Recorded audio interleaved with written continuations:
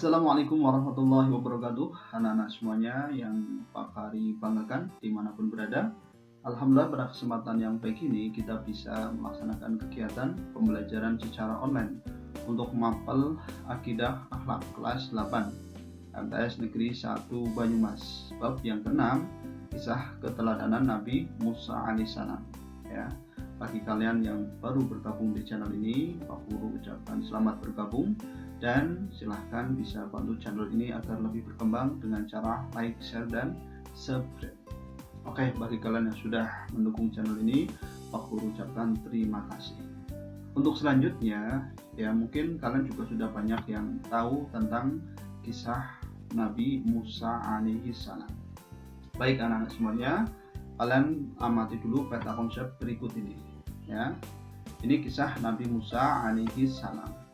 Yang akan kita bahas diantaranya adalah sejarah Nabi Musa alaihissalam, contoh perilaku akhlakul karimah Nabi Musa alaihissalam, perjalanan Nabi Musa alaihissalam dalam berdakwah, kemudian meneladani kisah Nabi Musa alaihissalam, dan tentu ada evaluasi ya, biar nanti kalian lebih semangat dan lebih paham dalam pelajaran kali ini. Baik anak-anak semuanya, kalian cermati dulu ya, amati gambar berikut ya. Tentu setelah kalian melihat gambar ini, kalian akan berpikir itu adalah gambar ilustrasi tentang Nabi Musa alaihissalam ketika masih kecil ya, yang dihanyutkan di dalam sungai. Tapi alhamdulillah atas izin Allah ya, Nabi Musa alaihissalam ketika kecil selamat dan ditolong oleh istrinya Raja Fir'aun. Nah, ini gambar ilustrasi Raja Fir'aun, raja yang sombong ya, raja yang takabur. Baik anak-anak semuanya, kita masuk pembahasan sejarah kehidupan Nabi Musa alaihissalam. Kalian perhatikan, Nabi Musa lahir di Mesir tahun 1527 sebelum Masehi ya, pada pemerintahan Menerpat ya.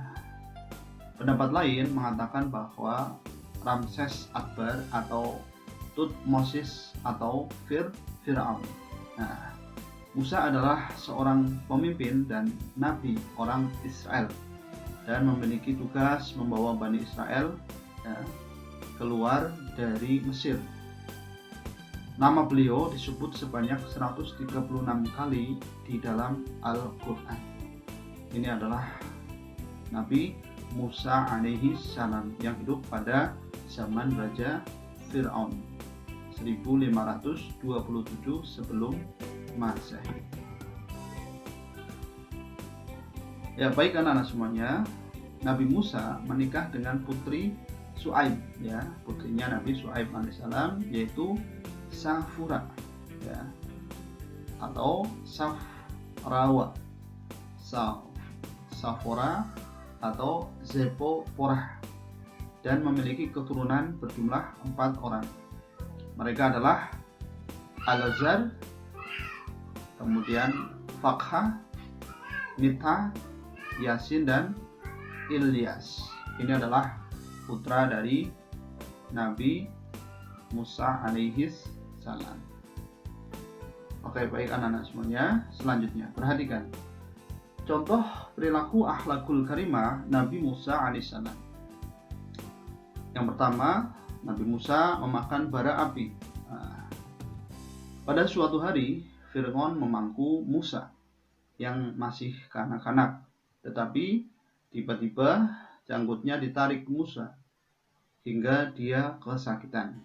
Lalu berkata, "Wahai istriku, mungkin anak inilah yang akan menjatuhkan kekuasaanku," kata Fir'aun.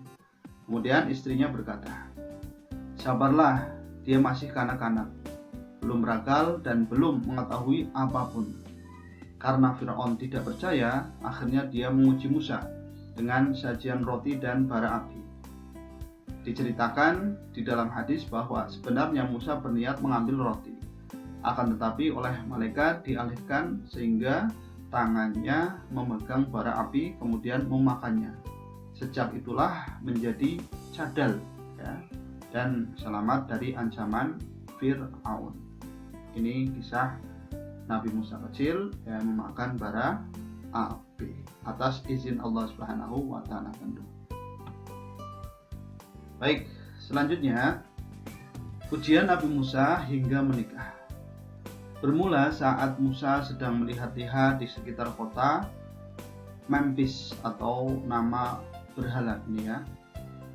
Ia melihat dua laki-laki sedang berkelahi, masing-masing dari kalangan Bani Israel bernama Samiri dan bangsa Mesir bernama Fatun. Ketika ia ingin mendamaikan mereka, akan tetapi ditepis oleh Fatun. Spontan Musa langsung memukul kepala Fatun. Hanya satu pukulan Fatun pun tewas. Sebab tindakannya itu, kemudian Musa meminta ampun kepada Allah Subhanahu wa taala sebagaimana disebutkan dalam Al-Qur'an surat Al-Qasas ayat 16 ya. Ini ya, Nabi Sulaiman melihat dua orang yang sedang berkelahi ya. Kemudian tidak disengaja atau mungkin karena terbawa suasana ya, akhirnya Nabi Musa memukul Fatun sampai tewas dan akhirnya Nabi Musa alaihissalam bertaubat kepada Allah Subhanahu wa taala. Nah, kemudian tak lama berselang kasus pembunuhan diketahui oleh masyarakat desa, hingga kabar itu pun sampai di telinga Firaun. Akhirnya Firaun mengutus anak buahnya untuk menangkap Musa. Karena terdesak, Musa akhirnya lari dari Mesir. Perjalanannya tak tentu arah dan tujuan sampai 8 hari. Nah, tibalah dia di kota Madian, ya, yaitu kotanya Nabi Syuaib di timur semenanjung Sinai dan Teluk Aqobah di selatan Palestina. Musa tinggal di rumah Nabi Syuaib cukup lama, sehingga ia menikah dengan anak perempuannya Nabi Syuaib yang bernama Safura. Ya, ini ya, akhirnya Nabi Musa alaihissalam kemudian menikah dengan putrinya Nabi Syuaib alaihissalam dalam pelariannya dari kejaran Firaun. Kemudian akhirnya Musa alaihissalam pulang ke Mesir. Musa meminta izin kepada Syuaib untuk pulang ke Mesir. Dalam perjalanan itu, sampainya di Bukit Sinai, Musa melihat api. Dia berpikir bahwa api itu bisa digunakannya untuk obor, guna menerangi perjalanannya. Sejak Musa meninggalkan istrinya untuk mendapatkan api tersebut, sampainya di puncak, Musa melihat api itu menyala di batang pohon, tetapi tidak membakar pohon itu. Kemudian Nabi Musa pun bingung, lantas terdengarlah suara wahyu dari Allah Subhanahu wa taala. Wahai Musa, sesungguhnya aku Allah, yaitu Tuhan semesta alam. Al-Quran surat Al-Qasas ayat 30 ya. Al-Quran surat Al-Qasas ayat 30. Dan lemparkan tongkatmu. Apabila tongkat itu menjadi ular, Musa melihatnya bergerak seperti seekor ular. Dia mundur tanpa menoleh. Wahai Musa, datanglah kepadaku. Janganlah kamu takut. Sesungguhnya kamu termasuk orang yang aman. Al-Quran surat Al-Qasas ayat 31. Ini adalah wahyu dari Allah Subhanahu wa ta'ala. Fir'aun marah ketika mendengar Musa pulang dengan membawa ajaran baru.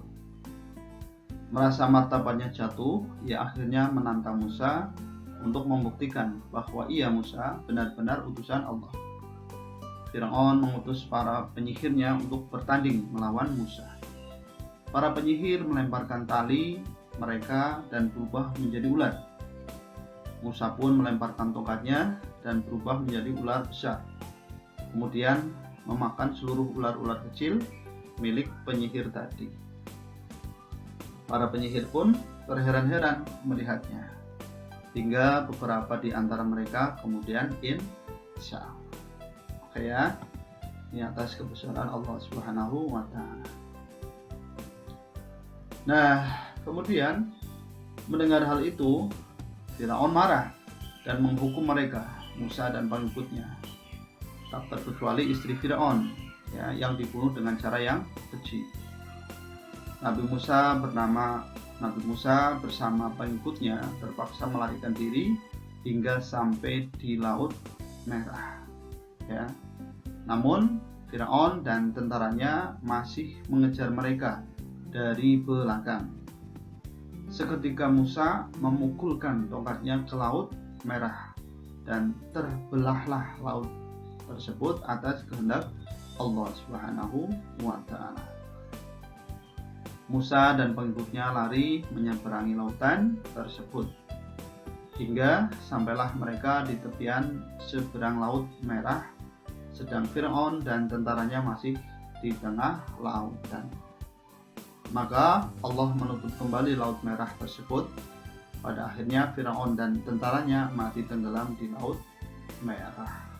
Ya, ini adalah kisah Nabi Musa alaihi salam yang membelah lautan, ya. Ini termasuk mukjizat dari Allah Subhanahu wa Ta'ala yang ditujukan kepada Nabi Musa alaihi salam. Sampai di sini anak-anak bisa dipahami? Oke, kita lanjut ya. Masih semangat ya? Harus semangat, ya. Baik, selanjutnya perhatikan. Musa bermunajat di Bukit Sinai. Selepas keluar dari Mesir, Nabi Musa bersama sebagian pengikutnya dari kalangan Bani Israel menuju ke Bukit Sinai untuk mendapatkan kitab panduan dari Allah. Namun sebelum itu, Musa disyaratkan berpuasa selama 30 hari di bulan Zulqa'dah. Ketika mau bermunajat, dia merasa bau mulutnya kurang menyenangkan. Dia menggosok gigi dan mengunyah daun kayu atau siwakan. Lalu, perbuatannya ditegur malaikat dan dia diwajibkan berpuasa 10 hari lagi. Dengan itu, puasa Musa genap 40 hari. Oke ya.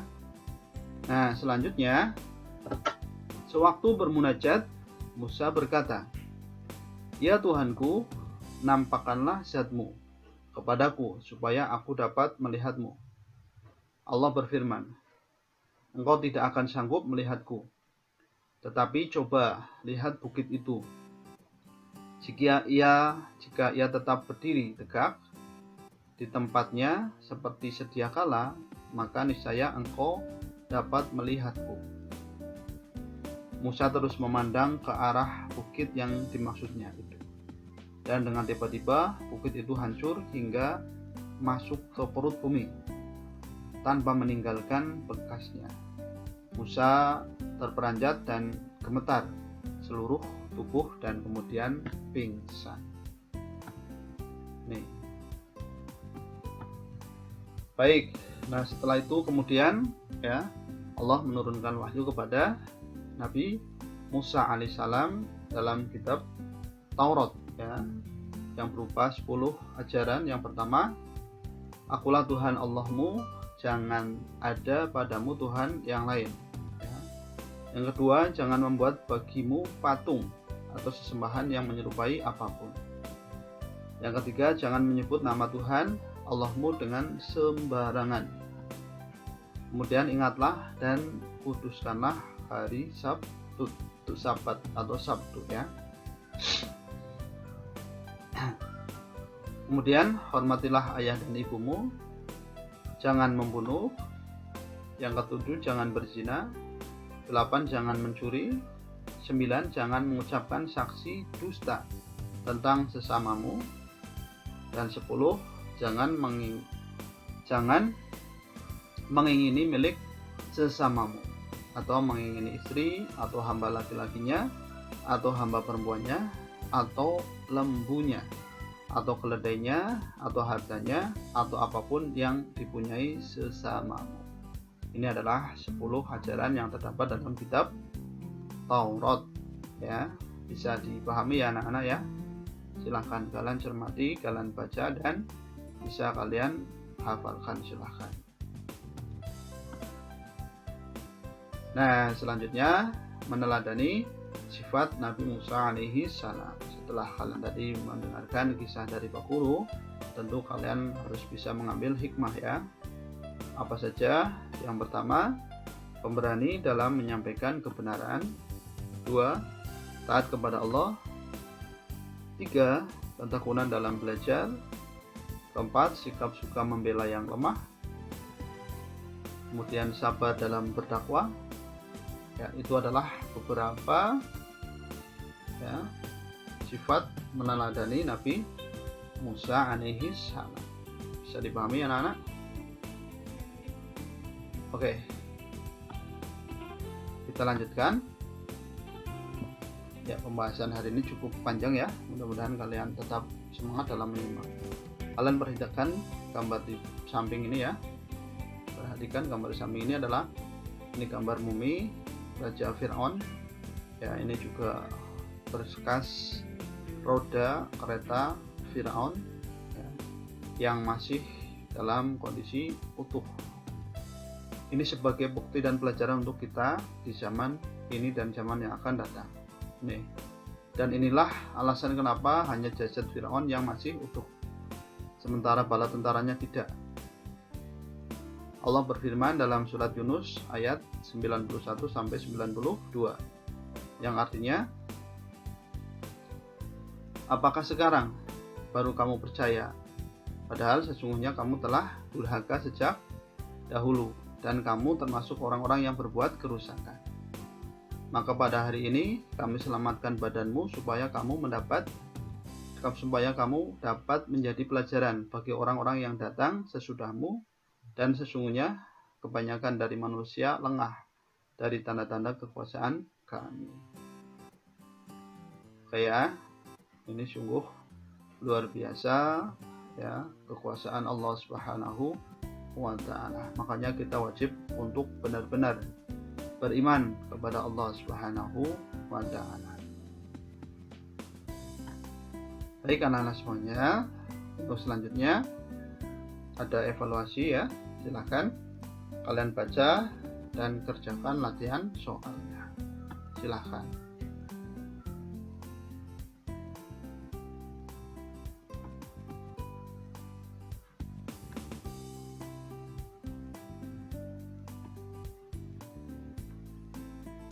Baik anak-anak, kalau nanti ada beberapa soal yang mungkin tidak kalian temui jawaban atau referensinya di video ini, kalian bisa menggunakan buku-buku panduan belajar kalian dan juga buku LKS kalian. Silahkan kalian gunakan untuk menjawab pertanyaan-pertanyaan dari Pak Guru.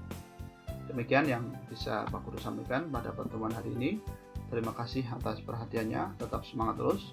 Semoga apa yang Pak Guru sampaikan bisa berguna dan bermanfaat, dan kita bisa memetik dari kisah keteladanan Nabi Musa alaihi salam. Terima kasih, cukup sekian. Apabila dalam penyampaian ada kekurangan, kehilafan mohon dimaafkan. Assalamualaikum warahmatullahi wabarakatuh.